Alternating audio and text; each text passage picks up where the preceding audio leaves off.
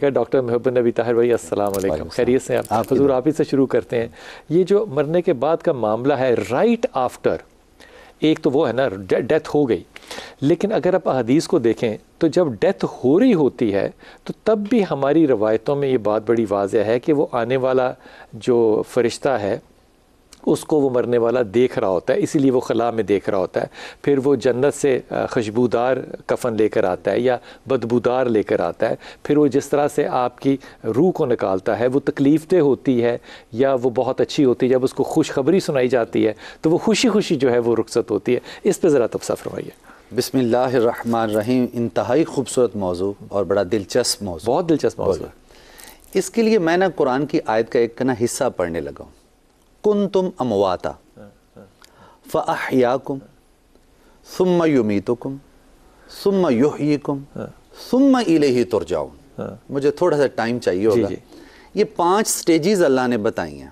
کنتم امواتا، تم مردہ تھے، یعنی اس زندگی سے آنے سے پہلے ہم مردہ تھے، اور وہ جو زندگی مردہ پن کی اس کو میں اور آپ جانتے نہیں ہیں۔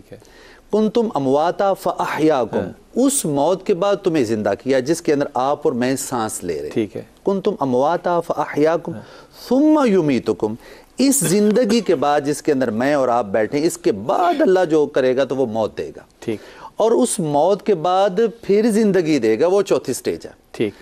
پھر 5ویں سٹیج ہے کہ اللہ کی بارگاہ کے اندر اکٹھے کیے جانا، وہ محشر ہے۔ اب یہ جو بات ہم نے جو آپ نے سوال کیا ہے، یہ ہے 3ری سٹیج کے متعلقہ، کہ جب آدمی زندہ ہے اور اس کی جان نکلتی ہے تو کیا ہم نے یہ دیکھنا ہے، انڈرسٹینڈ یہاں پہ کرنا ہے کہ یہ جو جان نکلی ہے، اذا جاء اجلہم لا یستاخرون ساعۃ ولا یستقدمون، ایک ساتھ بھی آگے پیچھے نہیں ہوتی، تو کیا یہ ہمیشہ ہے؟ پھر نہیں۔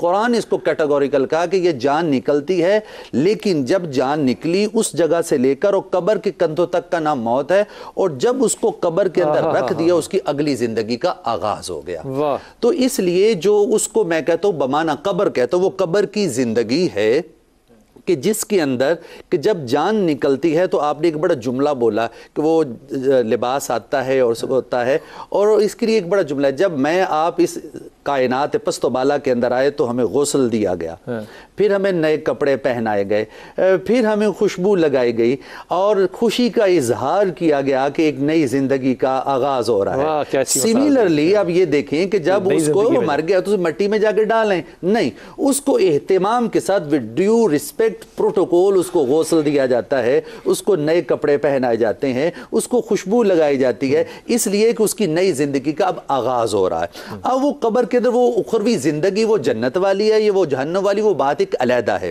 لیکن اس کے اندر یہ ہے کہ جب وہ فرشتہ آتا ہے تو جان نکالتا ہے تو اس کے اندر 2 ایکٹ ہوتے ہیں۔ بلال بھائی آپ نے بسا اوقات مشاہدہ کیا ہوگا کہ جب آدمی فوت ہوتا ہے تو بسا اوقات آنکھیں پھٹ جاتی ہیں، چہرے کا رنگ بدل جاتا ہے، اور جو چہرہ بڑا حشاش بشاش ہوتا ہے اس کا کلر بالکل سیاہی کی طرف چلا جاتا ہے۔ اب آپ دیکھیں کہ ایک شخص بیٹھا ہے تو اس کے اوپر آپ اگر کوئی سوٹا یا کوئی چیز لے کے آ جائیں تو فوراً وہ ڈر کے اس کا رنگ خوف آئے گا۔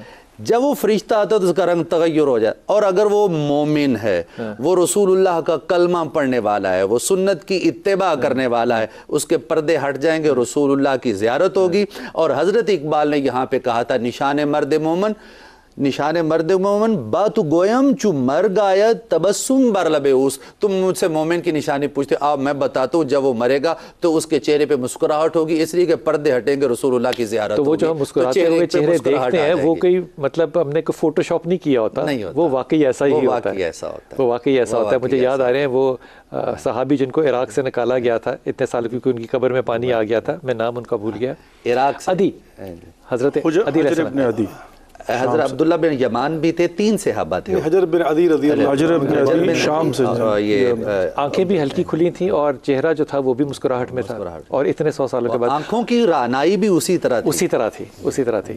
حضرت جب وہ موت ہو گئی اور قبر میں جانے سے پہلے تک کا، قبر میں چھوڑنے سے پہلے تک کا وہ جو سارا تیاری کا سفر ہے، اس میں مردے کے اوپر کیا گزر رہی ہوتی ہے؟ بسم اللہ الرحمن الرحیم۔ بلا شبہ ڈاکٹر صاحب نے بڑی خوبصورت انداز سے میں سمجھتا ہوں بات کا آغاز کر دیا۔ قرآن مجید میں اللہ تعالیٰ فرماتے ہیں کہ یا ایتھا النفس المطمئنہ ارجعی الی ربک راضیۃ مرضیہ فادخلی فی عبادی وادخلی جنتی۔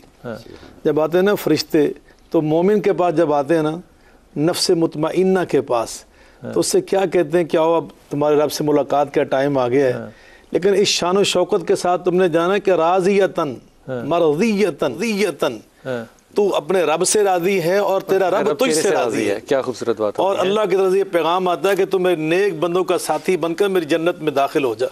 تو یقیناً جب ایک مومن کا سفر آخرت شروع ہوتا ہے نا تو یقیناً وہ اس انداز سے ہوتا ہے. حضرت سیدنا امام جعفر صادق علیہ السلام ارشاد فرماتے ہیں کہ جس کو ہم موت کہتے ہیں اصل میں کیا ہوتا ہے، وہ ایک جہاں سے جا رہا ہے اور اگلے جہاں میں جنم لے رہا ہے. وہ انتقال ہے ایک جہاں سے اگلے جہاں کا. وہ برزخ کا جو ابھی قبر کی بات ہم کریں گے وہ یہ برزخ کا دور ہے، یہ آخرت کا دور نہیں ہے. ابھی عالم آخرت وہ برپا نہیں ہوا، یہ برزخ کا ہے. قبر تک کا صرف ذکر بھی کریں کہ اگر وہ مردہ ہے، مر گیا ہے، وہ انتقال کر گیا ہے، تو قبر تک کے راستے میں اس کو غسل بھی ہونا ہے، اس کو کفن دفن بھی ہونا ہے، اس کے جسم کو ہاتھ بھی لگانا ہے، اس پہ پانی بھی ڈالنا ہے. کیا یہ احساسات موجود ہیں؟ یہ عام انسانوں کے لیے ہے، عام انسانوں کے لیے. لیکن اللہ کے جو خاص بندے ہیں نا جن کو ہم شہید کہتے ہیں، ان کے بارے میں قرآن میں اللہ نے خود فرمایا، نبی پر اس کی تعلیمات کو خود واضح کر دیا. ایک تو یہ فرمایا کہ وَلَا تَقُولُوا لِمَن يُقْتَلُ فِي سَبِيلِ اللَّهِ أَمْوَاتٌ بَلْ أَحْيَاءٌ عِندَ رَبِّهِمْ يُرْزَقُونَ. ایک تو تم نے ان کو مردہ نہیں کہنا، حالانکہ وہ عام انسانوں کی طرح وہ بھی چلے گئے، لیکن کہا کہ اب ان کا اعزاز یہ ہے، ان کا شرف اور مقام یہ ہے کہ ان کو تم نے مردہ یا میت نہیں کہنا. ان کی جو زندگی ہے وہ ایسی زندگی ہے، اگرچہ تمہیں اس کا شعور نہیں ہے، لیکن ان کی عزت اور ان کی ناموس اور ان کی بزرگی کا یہ تقاضا ہے کہ ان کو تم نے ایک الگ ان کی شان سمجھنی ہے، ایک الگ ان کا مقام اور مجھے وہ صحابی یاد آ گئی جنہوں نے رسول پاک صلی اللہ علیہ وسلم سے کہا تھا کہ میرے لیے دعا کریں کہ میں شہید ہوں اور میرے جسم کے ساتھ جو ہے وہ بدتمیزی نہ کی جائے، یعنی کہ اس کو تذلیل نہ کیا جائے. تو لوگوں نے، صحابہ نے اس کو آسمان کی طرف جاتے ہوئے دیکھا اور پھر واپس آیا، لیکن جب صحابہ نے ڈھونڈا ان کو تو وہ موجود نہیں تھے. واحد صحابی جن کی وہ حضرت حنظلہ رضی اللہ تعالیٰ عنہ کا بھی واقعہ ہے نا. نبی کریم علیہ الصلوۃ والسلام نے فرمایا کہ میں نے حنظلہ کو دیکھا، انہو ینغمس فی انہار الجنہ، میں نے اس کو جنت کی نہروں میں غسل کرتے ہوئے دیکھا، غوطے لگاتے ہوئے دیکھا. تو پتہ چلا کہ انہوں نے جب نبی پاک صلی اللہ علیہ وسلم کے اعلان جہاد سنا تھا نا تو ابھی وہ جنبی حالت میں تھے، غسل ان پہ فرض تھا، لیکن شوق جہاد میں رسول اللہ صلی اللہ علیہ وسلم کی اطاعت کے جذبے میں وہ سارا کچھ بھول کر میدان جہاد میں قبر تک جاتے ہوئے آپ کے خیال میں ایک عام آدمی کے ساتھ، اب تو صحابہ کی بات کریں، ایک عام آدمی کے ساتھ جو گزر رہی ہوتی ہے وہ احساس ہوتا ہے؟ اعوذ باللہ من الشیطان الرجیم، بسم اللہ الرحمن الرحیم. بلال بھائی، یہ جو موت ہے نا اور یہ مرحلہ موت جو روح کا جسم سے جدا ہونا ہے، اس کے لیے اللہ رب العزت نے 6666 آیات کے اندر 160 مرتبہ لفظ موت کو ذکر کیا ہے، اور اس کے بعد جو ہے نا وہ 150 مرتبہ قتل آیا ہے، اور پھر 68 مرتبہ حلق، اور 14 مرتبہ ہلاک ہونا، اور 14 مرتبہ وفا. اتنا جو ہے نا اس پروسیس کے متعلق اللہ رب العزت نے ایکسپلین کیا ہے، اتنی اس کی اہمیت ہے. اچھا، اس کو سمجھنے کے لیے پہلی بات نمبر 1، بہت زیادہ کمپلیکیٹڈ بھی نہیں ہے، اتنا سمپل بھی نہیں ہے.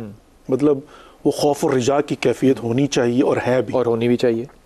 اس وقت اس دنیا میں آج بھی 2023 کے اندر، آج کے دن بھی ہم لوگ آلریڈی پیرلر 2 زندگیاں جی رہے ہیں، جس کو ہم کہتے ہیں خواب کی زندگی اور حقیقت کی زندگی. لیکن ان دونوں کے درمیان ہوتا کیا ہے کہ کبھی خواب حقیقت ہوتا ہے، کبھی حقیقت خواب ہوتی ہے. میں اس کو ایکسپلین کرنے کے لیے ایسا کرتا ہوں، میں ابھی کربلا سے نجف کے ذریعے آیا ہوں. کربلا اپنی جگہ پر ایک حقیقت ہے، درست، وہاں پر اس وقت لوگ موجود ہیں، دنیا ہے، زندگی ہے، حقیقت ہے. لیکن میرے لیے اس وقت خواب ہے، حالانکہ میں ہو کر آیا ہوں. جب میں تھا اس وقت وہ حقیقت تھی، اب میں نہیں ہوں، اب خواب ہے. اب یہ حقیقت ہے، اب یہ حقیقت ہے، لیکن میں نے یہاں سے باہر نکلنا تو یہ خواب ہو جائے گا. تو 2 زندگیاں ہیں نا. ٹھیک.